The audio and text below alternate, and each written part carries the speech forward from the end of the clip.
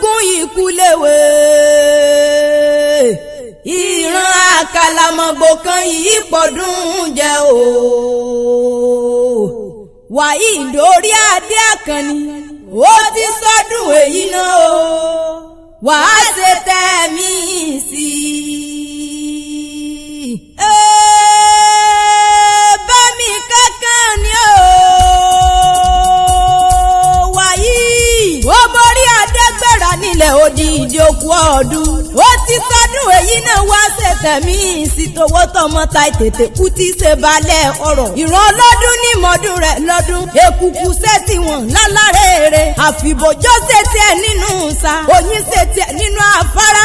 Waheed Akanni Oriade ṣe tiẹ̀ láàrin ọmọ adarí ń mo bọ́ dúpẹ́. Mo pa mọ́wù mi Àdùkẹ́ lọ́rán mi dé gbàgede. Ó ní kí ọbí ọlọ́gbọ́n ẹrú, ó ní kí ọbí ọlọ́gbọ́n ìwà ọ̀fà. Ó ní bá mi kí àdúmọ̀ àdá rẹwà lọ́kùnrin. Olójó èdè àgùntàn sọ̀lò tí sọjọ́bí lò ní ogún ọdún. Waheed ó ti wá sọdún èyí náà wá gbọ́ wá tọ́ nílé ayé. Ó wá ní fọdún èyí sáàsẹ mọ́. Bàbá bíi bàbá Soliat, bàbá Sọ́fì ó ti sọdún èyí náà. Ọlọ́run oníjó mọ sàré ọmọ. Owó ọkọ̀ Fausat, ọkọ̀ Báràká mọ̀ gbóhùn ẹnu mi. Ó ti sọdún èyí náà wá pẹ́ bí mọ́ pẹ́ ti ń pẹ́. Ó mọ̀ ní fọdún èyí sáàsẹ mọ́. Ó pẹ́ yóò ní kú mọ́ lórí ọmọ ní kú mọ́ lọ́wọ́ kò sí bó bá ti pẹ́ nílé ayé tójú ro níríbí. Waheed Oriade wádìí lé àwọn bàbá rẹ̀ Akanni o. Ọmọ ladunba nílu Kwara State.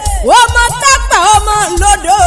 Ọmọ wọ́sọ ọmọ àyín ṣubú àyín dìde nílé bàbá tóbi ọlọ́mọ. Akanni mọ̀ gòkè àwọn bàbá rẹ̀. Ọmọ pọ́pọ́ ọmọ lọ́ta. Waheed mọ̀ gòkè àwọn bàbá tóbi ọlọ́mọ. Mo pẹ́ lórí Àfọ̀njá ní iyín ẹnu dùn juyọ̀. Ìlú tóbi tó yẹ wọn lẹ́kún rárá èsìn lè gúngún lè bàbẹ̀ yẹn àkọ́kọ́ lóró bẹ̀. Ọmọ jífi kálámù dá wọn lẹ́kùn àríṣe kándukandu.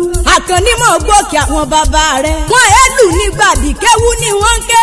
Ọmọ kéwú gbèrú ni yóò máa ṣàdúrà gbọ́rẹ́. Sàwọ́ lọ́tún amóye olóṣì. Ọmọ Oriade mọ̀ gòkè àwọn bàbá tó bí ọlọ́mọ. Gàmbàrí ni yóò. Ọmọ wẹ́ríwẹ́rí ni yóò ọmọ wẹ́rùn-wẹ́rùn. Ìlú tó jìnnà síná tó sún màlúù jàǹnà Ìlọrin ni. Nílé bàbá tó bí ọlọ́mọ. Àbí ń bẹ́sùn níyàn ara wà lé ọ̀yun. Ọmọ rírí tí máa sọ wọ mi. Kẹ̀kẹ́ mi tá dídùn máa sọ lé dìde àwọ̀. Akanni o. Ọmọ òpó ògbọ̀ràn bàbá wọn kọjú ẹ̀ síná. Iná ògbọ̀ràn bàbá wọn kọjú ẹ̀ sómi. Omi ògbọ̀ràn wọ́n èèpọ̀ ọtí búburú. Ọtí búburú ègbọ̀ràn wọ́n èèpọ̀ mọ́ tó lé. Ọmọ wo lónìí tí ògbọ̀ràn lòdì ọ̀yọ́ lé. Àfọ̀njá ògbọ̀ràn wọ́n èèkọjú ọmọ rílí wá sógun. Ogun náà l'Àfọ̀njá lọ tí ó padà wálé mọ́. Tó fi lọ tẹ̀lú Ìlọrin, Ìlọrin bí Àfọ̀njá ẹnu dùn juyọ̀. Ó ti sọdún èyí náà wá ṣe tẹ̀mí sí towó tọmọ ta tètè kú tí ṣe balẹ̀ ọ̀rọ̀. Waheed Oriade Akanni o.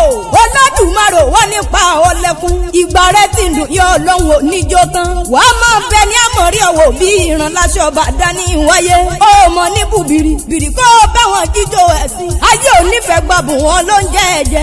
Akanni o. Ayé ò wá ní jù wọ́n sínú kòlò gómìnà ẹ̀kọ́ yẹn gan. Ó mọ̀ wù mí Àdùkẹ́ olórí ìrìn obìnrin. Ó ní bá mi kí èèyàn mi dáadáa. Ó ti wá sọdún èyí náà. Wọ́n pé kò sí bó bá ti wá pẹ́ nílé ayé tó. Ó ní mọ̀ bòjì ọmọ. Waheed wá yá wàrà yóò níyàwó ọkú. Aládùkẹ́ mò ń jẹ́. Apèsàbí ẹ̀ níláyìn. Akanni o. Waheed ọmọ Oriade àṣẹ ìsàmọ́dún o.